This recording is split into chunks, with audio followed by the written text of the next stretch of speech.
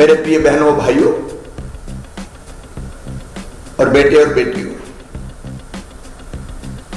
Corona जैसी महामारी का सामना हमें कभी करना पड़ेगा,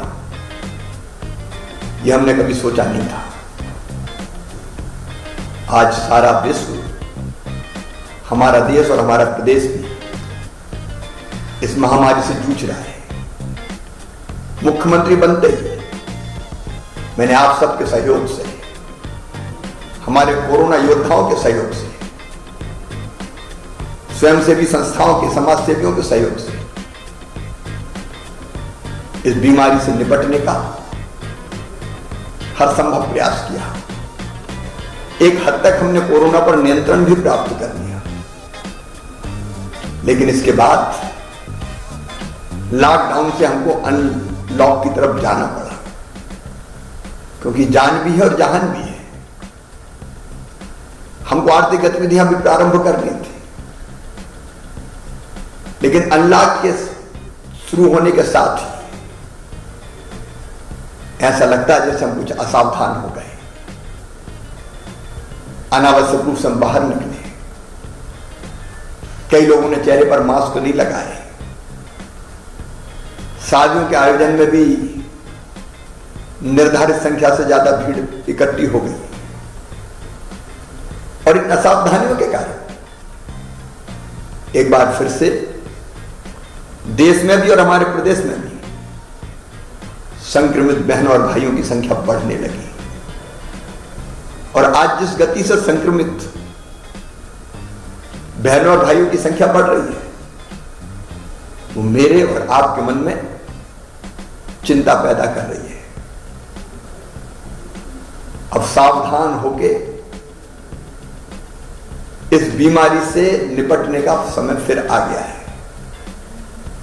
हमारी असावधानी हमें भयंकर खतरे में डाल सकती है। इसलिए आज मैं आपसे निवेदन करता हूं, और इसलिए मैं आपसे निवेदन करता हूं, सरकार, समाज, हम सब मिलके इसको एक बार फिर से नियंत्रित करने के लिए न केवल अनुशासन रखें, बल्कि सख्त कदम भी उठाएं। आप जानते हैं, जुलाई से लेकर सितंबर मास तक अनेकों त्योहार आने वाले हैं।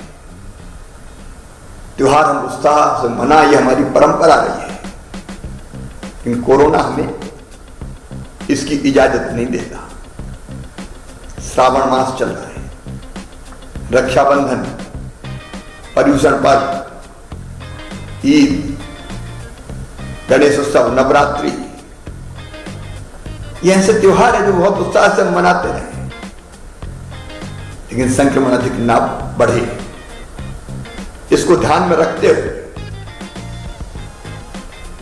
आप सबकी सुरक्षा के लिए हमने तय किया है कि किसी भी त्योहार के अवसर पर कोई सार्वजनिक आयोजन नहीं होंगे। झांकी, ताजिया, जुलूस इत्यादि कोई गतिविधि नहीं होगी। हम घर पर रहकर ही त्योहार मनाएंगे। विवाह समारोह में अधिकतम संख्या केवल 20 होगी, 10 वर पक्ष से, 10 वधू पक्ष से। कोई पारिवारिक कार्यक्रम, जन्म दिवस इत्यादि का है, 10 से ज्यादा व्यक्ति उसमें इकट्ठे नहीं होंगे। सरकार ये चाहती है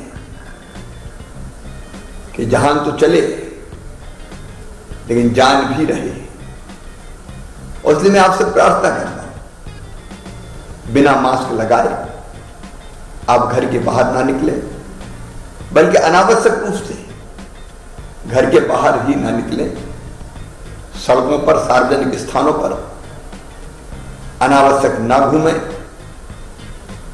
2 गज की दूरी हमेशा अपने बीच रखें। समय समय पर साबुन से अपने हाथ धोते रहें। अपनी रोग प्रतिरोधक क्षमता बनाए रखने के लिए योग, प्राणायाम, और उसके साथ साथ आयुर्वेदिक काढ़े का सेवन भी करें। संक्रमण की चैन को तोड़ने में स्थानीय प्रशासन जो व्यवस्था बनाती है उसका भरपूर पालन करें।